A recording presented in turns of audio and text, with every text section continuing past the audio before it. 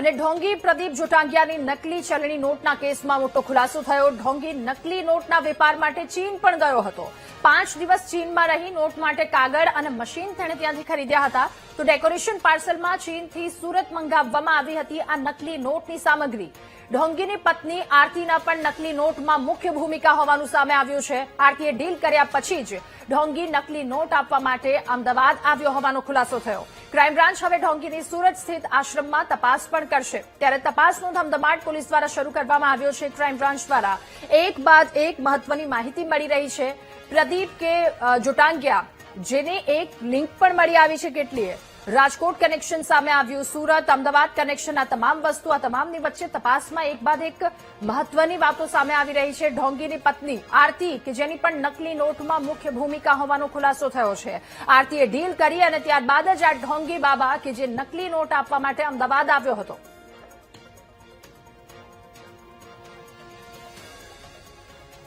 તો સુરતના ધોરણપારડી ગામે આવેલા પાખંડી પ્રદીપના આશ્રમ અંગે એક બાદ એક ખુલાસાઓ થઈ રહ્યા છે। ધોરણપારડીના સરપંચ કે જેમણે આશ્રમ અને પ્રદીપ અંગે અનેક ખુલાસાઓ કર્યા છે। છેલ્લા ઘણા વર્ષોથી પ્રદીપ જોટાંગિયા આશ્રમમાં અસામાજિક પ્રવૃત્તિ કરતો હતો। ગ્રામ પંચાયતે 2015, 2019 અને 2021માં આશ્રમને નોટિસ પાઠવી હતી।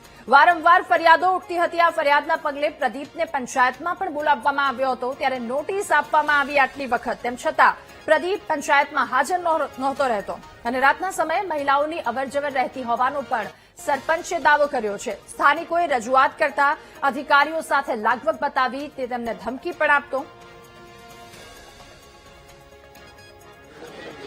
એ વર્ષોથી અહીંયા છેલ્લા 7-8 વર્ષોથી બાંધ્યું છે એમને, ને વર્ષોથી એવું અમને બી લાગે છે કે ખોટું કામ થઈ રહ્યું છે। મેં વારંવાર અમે એમાં જવાની પણ અમે કોશિશ કરીએ પણ અમને અંદર જવા દેતા નથી એ લોકો, ને મેં વારંવાર એ લોકોને નોટિસ પણ આપી છે। નોટિસનો પણ અમને સંતોષકારક જવાબ નથી આપતા એ લોકો, ને અહીંયા બહુ અમને બી લાગે છે કે ખોટી પ્રવૃત્તિ થાય છે। રાતના 1, 2, 3 વાગે લેડીઝ આવે છે બધી, ને અમે એ માટે પણ નોટિસ આપી છે એ લોકોને કે ભાઈ રાતના આવવા જવા કરવાનું બંધ કરો, ખોટી પ્રવૃત્તિ કરવાની, ને લેડીઝને કડક કાર્યવાહી કરવાની હતી। તો પણ અમે નોટિસ આપીને એ લોકોને જણાવ્યું તો પણ એ લોકો કંઈ સંતોષપૂર્વક જવાબ નહીં આપ્યો અમને।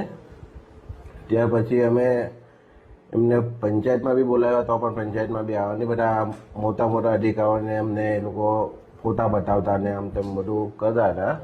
ગામ સાથેનો કોઈ કોન્ટેક્ટ નથી એમના, ગામના માણસને કોઈના એમના આશ્રમમાં જવા પણ નહીં દેતા હતા, ને ગામ સાથે તો કોઈ કનેક્ટિવિટી નથી એની, ને કોઈ અંદર શું પ્રવૃત્તિ થાય એવું કોઈ બહાર 15 ફૂટ ઊંચી દિવાલ છે એમની, એટલે બહારથી વ્યક્તિને કોઈને અંદર કંઈ શું થાય છે શું નથી થતું કોઈને કંઈ ખબર પડતી નથી।